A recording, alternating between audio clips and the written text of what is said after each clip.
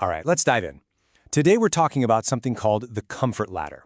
It's a really simple idea that can completely change how you think about physical touch, moving you away from all that guesswork and towards building connections that are actually, respectful. So let's kick things off with this quote right here. It really hits the nail on the head of a huge misunderstanding. This idea that just because someone doesn't stop you, it's a green light. Well, what if that's completely backwards? And this is the big shift in thinking. Touch isn't a signal you're trying to get. It's feedback you're trying to read. It's a conversation happening in real time, without words. It's not a one-way street. It's all about reading the other person's comfort. Okay, so let's get into section 1, the touch misunderstanding. We're going to really pull apart that old way of thinking. This really lays it all out, doesn't it? On the one hand, you have the old way, which is basically just guessing. Is she attracted to me? It's a total gamble. But the new way? It's about observing. The question becomes, is she comfortable right now? See the difference? One is a guess, the other is about awareness. And this gets to a new definition of confidence, which is so important. Real confidence isn't about just pushing ahead and ignoring signals. No way.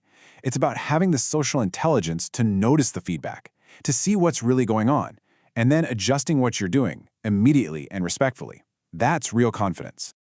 All right, that brings us to section 2. Let's talk about the tool that makes all of this practical, the comfort ladder. So what exactly is the comfort ladder? Think of it like a mental checklist. It's a way to build comfort step by step. You start with really low stakes, totally neutral touch, and you only move up to something more personal if the other person is clearly, obviously comfortable. And the number one rule, you can't skip the rungs. Now this is maybe the most important point of this whole explainer. Your job isn't to see if touch is tolerated. You're not looking for someone to just put up with it. You are looking for them to relax into it. The difference between someone's shoulder tensing up versus them actually relaxing into the touch, that's everything. That's the whole game. Okay, section 3, climbing the ladder. Let's break down the actual levels and what you should be looking for at each one. So we start at level 1, arms and shoulders. We call this the neutral zone. Think about, a quick light tap on the arm when you're both laughing at a joke. It's super low stakes. All it's really saying is, hey, we're friendly, I'm not a threat. That's it. It is not some secret code for attraction. So what are you looking for? Where are the good signs? Well, first, they stay relaxed. They don't recoil or flinch. And maybe most importantly, the conversation just keeps going like nothing happened. It should feel totally seamless. And on the flip side, the signs of discomfort are just as obvious, if you're paying attention. Maybe they take a tiny step back, or they just freeze for a split second, or that smile suddenly looks kind of tight, If you see any of that, the move is simple. You just back off and give them space. No big deal. Okay, so if things are going well at level 1, we can think about level 2, hands. This is the social zone. It's definitely a step up from just the arm or shoulder, but it's still pretty common in normal social situations. And again, the key word here is active, not passive. Are they actually keeping contact or just letting it happen? Does their hand feel relaxed or is it stiff as a board? Are they staying close to you? That's the stuff that tells you they're genuinely comfortable. Next up, level 3, the waist and lower back. We call this the protective zone. Why? Because you're getting closer to someone's core, and touch here can feel a lot more personal, even a little controlling if it's not totally welcome.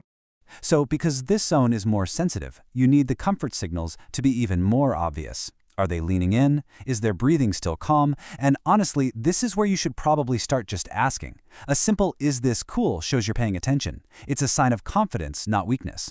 And that takes us to the very top of the ladder, level 4, the face, neck, and hair. This is the identity zone. I mean, think about it. These spots are incredibly personal. They're tied to who we are, our identity, and they're pretty vulnerable. Yeah, this quote is perfect. There's just no universal rule here. Some people love it, some people absolutely hate it. You can't guess. You just can't. So the rule is dead simple. You have to ask. A simple, "Can I?" followed by paying very close attention to their response. That's not optional here. It's a must. So, we've gone up the ladder. Now, in section 4, let's tie all this feedback together with a really simple model, the traffic light system. It's super straightforward. Green light, the relaxed, leaning in, maybe even reciprocating. Your move? Keep going, but stay aware. Yellow light, maybe they get quiet, a little tense, or look away. That's your cue to pause and just check in verbally. Hey, you okay? And red light, they freeze, they pull back, they move your hand. It's an instant stop, no questions asked. You just stop and give them space. It couldn't be clearer. All right, let's bring this all home. Section 5, your practical plan. This is the cheat sheet for putting this all into practice.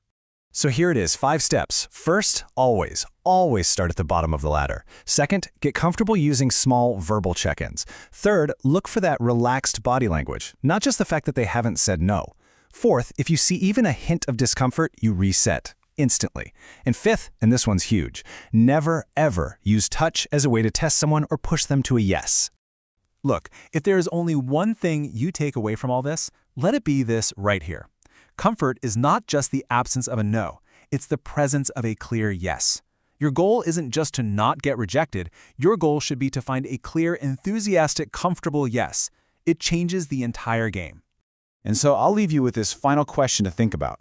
Are you actually trying to build comfort, or are you just testing to see how far you can go before you get a no? Really think about that, because the answer to that question changes everything.